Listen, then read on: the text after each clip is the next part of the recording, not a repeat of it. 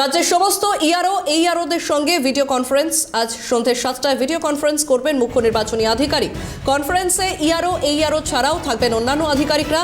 হিয়ারিংয়ে পাওয়া তথ্যগুলি কিভাবে সার্ভারে আপলোড, কিভাবে চূড়ান্ত পর্যায়ে ঝাড়াই বাছাই হবে, কনফারেন্সে সে বিষয়ে আলোচনা হতে পারে বলেই সূত্রের খবর।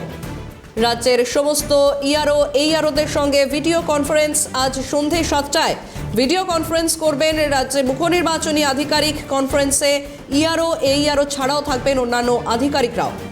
এবং হিয়ারিংয়ে পাওয়া তথ্যগুলি কিভাবে সার্ভারে আপলোড করা হবে, কিভাবে হবে চূড়ান্ত পর্যায়ের ঝাড়াই বাছাই, কনফারেন্সে সেই বিষয়ে আলোচনা হতে পারে বলেই সূত্র মারফত খবর পাওয়া যাচ্ছে।